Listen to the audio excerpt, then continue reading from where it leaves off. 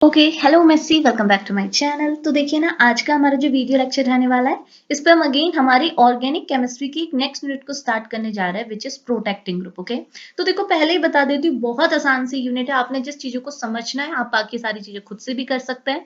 बाकी और छोटी यूनिट भी है, ये भी सुन लो, बहुत छोटी यूनिट है, काफी कम लेक्चर्स हमने इसमें डिस्कशन में लेने हैं। ओके, अब पहले समझते हैं प्रोटेक्टिंग ग्रुप का। आज तो देखो हमारा फर्स्ट लेक्चर रहने वाला है, जिसके अंदर मैं बेसिक आज आपको इंट्रोडक्शन कवर कराऊंगी। यानी कि हम जस्ट ये समझेंगे कि प्रोटेक्टिंग ग्रुप होते क्या हैं और हम क्यों किसी भी केमिकल रिएक्शन में प्रोटेक्टिंग ग्रुप का यूज करते हैं, और एक अच्छे प्रोटेक्टिंग ग्रुप के क्या कैरेक्टरिस्टिक है, क्या उनकी प्रॉपर्टीज है, इसको आज हमने डिस्कशन में लेना है। ओके, अब एक्चुअल में होता क्या है, एक बार जैसे आप सुनिएगा, उसके बाद हम आगे की चीजें बात करते हैं। देखिए होता क्या है ना, अगर मैं आपसे सपोज बोलूं कि आपको एक रिएक्शन करा रहे हैं, जिसमें आपके पास आपका रिएक्टेंट मॉलिक्यूल है आर, और इस रिएक्टेंट मॉलिक्यूल आर के पास दो फंक्शनल ग्रुप प्रेजेंट है, functional group A and functional group B. Okay, अब मैं आपको एक चीज, ये कंडीशन आपको दे रही हूँ कि अगर ये आपका जो फंक्शनल ग्रुप ए है, इसकी रिएक्टिविटी बी से ज्यादा है तो क्या होगा। तो हमको पता है अगर ए की रिएक्टिविटी बी से ज्यादा है, तो जब भी आप यहाँ पे रिएक्शन कराएंगे तो ए पहले रिएक्ट करेगा एंड बाद में आपका बी रिएक्ट करेगा, बिकॉज ए की रिएक्टिविटी ज्यादा है एंड बी की रिएक्टिविटी कम है। ओके, यानी कि इसके रिएक्शन में इन्वॉल्व होने की प्रोबेबिलिटी ज्यादा होगी, बिकॉज ये ज्यादा रिएक्टिव है। ओके, लेकिन आपकी रिक्वायरमेंट ये है, अभी तो ये हम कंडीशन लगा रहे थे, अब आपकी रिक्वायरमेंट ये है कि आप ये जो रिएक्शन करा रहे हैं ना, इस रिएक्शन में आप ए को इन्वॉल्व नहीं करना चाहते, यानी कि ए जो फंक्शनल ग्रुप है इसे आप एज इट इज रखना चाहते हैं, और बी फंक्शनल ग्रुप को आप रिएक्शन में इन्वॉल्व कराना चाहते हैं, यानी कि जो मोर रिएक्टिव है इसे आप रिएक्शन में इन्वॉल्व कराना नहीं चाहते, और जो आपका लेस रिएक्टिव है इसे आप चाहते हैं कि ये रिएक्शन कराए। तो यहाँ पे हम क्या कर सकते हैं, तो यहाँ पे हम लोग इस केस में प्रोटेक्टिंग ग्रुप का यूज करते हैं। मतलब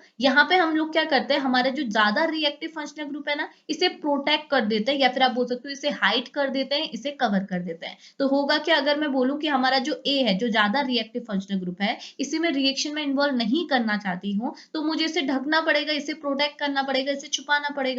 तो हमने क्या करना होता है, प्रोटेक्टिंग ग्रुप का यूज करना होता है। अलग अलग फंक्शनल ग्रुप के लिए अलग अलग प्रोटेक्टिंग ग्रुप होते हैं। तो हम लोग सपोज ए के लिए कोई प्रोटेक्टिंग ग्रुप यूज कर रहे हैं, एक्स वाई जेड कुछ भी, तो सपोज करो मैंने इसे अब प्रोटेक्ट कर दिया। प्रोटेक्ट कर दिया तो क्या होगा, अब मैं यहाँ पे रिएक्शन कराऊंगी तो ए तो पूरी तरह से प्रोटेक्ट है, इसमें तो कोई भी चेंजेस नहीं आएंगे, और हमारा जो बी है ये रिएक्शन में अब इन्वॉल्व होगा, यानी कि आर, ए आपका प्रोटेक्ट है, ये हाइड कर रखा है हमने, और जो बी है ये हमारे रिएक्शन में इन्वॉल्व होकर सपोज पी में ये कन्वर्ट हो गया। तो देखो हमको हमारा प्रोडक्ट मिल गया, यानी कि हमने बी को, यानी कि लेस रिएक्टिव फंक्शनल ग्रुप को रिएक्शन में इन्वॉल्व करना था, और वो हो भी गया, और जो मोर रिएक्टिव था वो आपका एज इट इज रहा। अब हम लोग क्या करेंगे, ए में जो प्रोटेक्शन किया था इसे हटा देंगे, यानी कि प्रोटेक्टिंग ग्रुप को यहाँ हमने ऐड किया था, यहाँ पे प्रोटेक्टिंग ग्रुप को हम निकाल देंगे, जिसकी वजह से क्या होगा, हमको हमारा a functional group as it is मिल जाएगा, और जो बी है यानी कि जो लेस रिएक्टिव है वो हमारे प्रोडक्ट में कन्वर्ट हो जाएगा। तो इस टाइप की रिएक्शन, जहां पे एक मोर रिएक्टिव फंक्शनल ग्रुप होता है और एक लेस रिएक्टिव फंक्शनल ग्रुप होता है, और मोर रिएक्टिव को हम लोग रिएक्शन में इन्वॉल्व नहीं कराना चाहते हैं, उस कंडीशन में हम उसे प्रोटेक्ट करने का बात करते हैं, कि उसे हम लोग प्रोटेक्ट कर देते हैं बाई कुछ स्पेसिफिक ग्रुप। तो उन्हीं ग्रुप्स को हम क्या बोलते हैं, प्रोटेक्टिंग ग्रुप। और सारे फंक्शनल ग्रुप के लिए अलग अलग प्रोटेक्टिंग ग्रुप होते हैं, बस इसी चीज को आपने डिस्कशन में लेना है। ओके, अगर मैं आपके सिलेबस के अकॉर्डिंग चलूं, तो हमने यहाँ पर को alcohol, amine, carbonyl and carboxylic group, इनके हमने प्रोटेक्शन के बारे में बात करना है, कि इनको हम कैसे प्रोटेक्ट कर सकते हैं ड्यूरिंग रिएक्शन। ओके, जो कि काफी आसान है, हर एक एक यूनिट के अंदर, मतलब एक एक लेक्चर के अंदर हम लोग एक एक फंक्शनल ग्रुप को कवर करते हुए चलेंगे। क्लियर हुआ ना, तो इतना हमने समझना है। अब इसके लिए क्या है, मैं आपको पहले थ्योरी आपके साथ शेयर कर रही हूँ, यानी कि थ्योरी पे हम यही समझने वाले हैं कि प्रोटेक्टिंग ग्रुप होते क्या है। आपको अगर एग्जाम में पूछा जाता है तो आपने यही मटेरियल ऐड करना है। ओके, तो सुनिएगा यहाँ पे क्या लिखा हुआ है, ये बोल रहा है, generally when a two functional group of unequal reactivity are present within a molecule, यानी कि ये बोल रहा है, सपोज आपके पास कोई मॉलिक्यूल है, आपका कोई रिएक्टेंट मॉलिक्यूल है, उसमें क्या है, दो फंक्शनल ग्रुप प्रेजेंट है, और दोनों फंक्शनल ग्रुप की जो रिएक्टिविटी है वो अनइक्वल है, एक ज्यादा रिएक्टिव है और एक कम रिएक्टिव है। ओके, तो बोल रहे then it is obvious to react a more reactive functional group in the presence of less reactive functional group alone.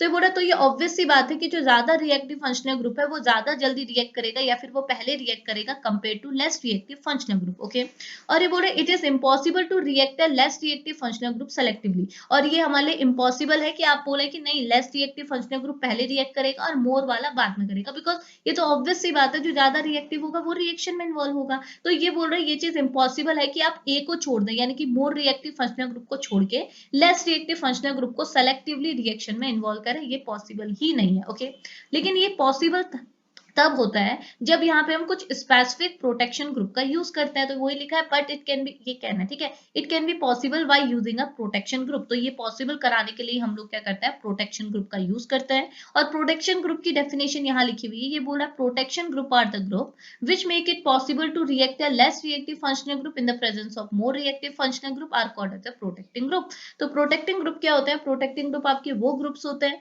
जो कि ये पॉसिबल कराते हैं कि जो आपके मोर रिएक्टिव फंक्शनल ग्रुप है उनकी प्रेजेंस में भी अगर आपके less reactive functional group reaction में इन्वॉल्व हो गए तो उस केस में हम लोग क्या बोलते हैं, वहां पे हमने किसका यूज किया, प्रोटेक्टिंग ग्रुप का यूज किया। ठीक है, तो इतना तो कर लेंगे। लेस कैपेबल जो है, लेस रिएक्टिव जो है, उसको अगर आप रिएक्शन में यूज करना चाहते हैं और मोर को नहीं करना चाहते तो मोर को आप हाइड कर देंगे, मोर को आप प्रोटेक्ट कर देंगे, ढक देंगे। और ऐसे प्रोटेक्शन के लिए जो यूज करने वाले स्पेसिफिक ग्रुप्स होते हैं उन्हीं को हम बोलते हैं protecting group. Clear. Now next यहाँ पर को लिखा हुआ है प्रोटेक्टिंग ग्रुप क्या करते हैं एक्चुअल में, ये बोल रहा है protecting group block the functional group. Protecting group क्या करते हैं ना, आपका जो मोर रिएक्टिव फंक्शनल ग्रुप है उसे ब्लॉक कर देते हैं और उसे क्या है, कुछ दूसरे ग्रुप में कन्वर्ट कर देते हैं। और जब वो दूसरे ग्रुप में कन्वर्ट हो जाएगा तो वो उतना रिएक्टिव नहीं रहेगा जितना वो पहले था, बिकॉज ए आपका था, ये आपका बहुत ज्यादा रिएक्टिव था, इसे आपने प्रोटेक्ट कर दिया, यानी कि इसमें कोई दूसरा ग्रुप ऐड कर दिया, तो सपोज ये सी में कन्वर्ट हो गया। अब सी की रिएक्टिविटी ज्यादा हो ऐसा तो जरूरी नहीं है, तो हमने क्या कर देना, इसे ब्लॉक कर दिया, इसकी एक्टिविटी को ब्लॉक कर दिया। कैसे कर दिया, इसको एक दूसरे मॉलिक्यूल में कन्वर्ट करके। ओके, और ये जो कन्वर्जन होता है ना वो रिवर्सिबल होता है, यानी कि आप ए को सी में आपने कन्वर्ट कर दिया, सी को वापस से आप ए में भी कन्वर्ट करेंगे। ठीक है, और लिखा हुआ है which is inert for some reaction condition, और जो कि क्या है, आपकी इनर्ट रहेगी रिएक्शन कंडीशन में। मतलब जो हम सपोज ये जो रिएक्शन मैंने आपको दिखाई, इसमें मैंने बोला ए को आपने प्रोटेक्ट कर दिया, ए को प्रोटेक्ट कर दिया मतलब ए को आपने किसी दूसरे कंपाउंड में कन्वर्ट कर दिया। ठीक है, ए को सपोज मैंने सी में कन्वर्ट कर दिया। अब सी क्या है, इतना ज्यादा रिएक्टिव नहीं है जितना बी है, तो बी अब आपकी रिएक्शन में इन्वॉल्व होगा, सी नहीं होगा। ओके, तो क्योंकि आपने इसे क्या कर दिया, कन्वर्ट कर दिया, प्रोटेक्ट कर दिया। अब जो आपका सी है ना, ये इस रिएक्शन कंडीशन के लिए इनर्ट है, यानी कि ये जो सी है ये रिएक्शन में इन्वॉल्व ही नहीं होगा, रिएक्शन में कन्वर्ट ही नहीं होगा। मतलब ऐसा नहीं है कि आपने फर्दर रिएक्शन कराई तो सी भी किसी दूसरे प्रोडक्ट में कन्वर्ट हो गया, ऐसा नहीं होगा। ये क्या है, इनर्ट है, अब ये रिएक्शन कंडीशन में चेंज ही नहीं होगा। बट थोड़ी देर बाद आप क्या कर सकते हैं, इसे रिवर्स कर सकते हैं, यानी कि सी को वापस से ए में कन्वर्ट कर सकते हैं, इनके इसके प्रोटेक्शन को हटा सकते हैं। ओके, बस इतनी सी चीज आपने बतानी है प्रोटेक्शन ग्रुप के अंदर। ओके, अब नाउ लास्ट क्या है यहाँ पर को, choosing of a suitable protecting group, यानी कि अगर आप एक अच्छे प्रोटेक्टिंग ग्रुप को चाहते हैं कोई भी रिएक्शन में यूज करने के लिए तो उसकी क्या बेसिक कैरेक्टरिस्टिक होनी चाहिए, उसको ऐड किया हुआ है। तो पहला बोल रहा है चीप एंड कॉमर्शियली अवेलेबल होना चाहिए, सिंपल सी बात, सिंपल टू पुट होना चाहिए, स्टेबल इन रिएक्शन कंडीशन होना चाहिए, स्पेसिफिक होना चाहिए, इजी टू रिमूव होनी चाहिए, एंड डजंट शो है असिमेट्रिक सेंटर। तो देखो ये बेसिक सी प्रॉपर्टीज हैं और ऑब्वियस सी बात है ये सारी प्रॉपर्टीज होनी भी चाहिए अगर आप कोई प्रोटेक्टिंग ग्रुप का यूज कर रहे हैं किसी भी पर्टिकुलर केमिकल रिएक्शन के अंदर। क्लियर हुआ ना। तो ये ना थ्योरी मटेरियल है, इसमें ज्यादा सिंपली इस पर अगर मैं क्वेश्चन की बात करूं तो ऐसे ही पूछा जाता है प्रोटेक्टिंग ग्रुप्स क्या होते हैं और इनकी बेसिक कैरेक्टरिस्टिक्स बताइए, और कोई भी फंक्शनल ग्रुप दे देगा उसके लिए आप प्रोटेक्शन करके दिखाइए, ये सारी चीजें पूछी जाती है और कुछ नहीं। ओके, तो बस इतना मटेरियल आप इसे थ्योरी पे कवर कीजिएगा।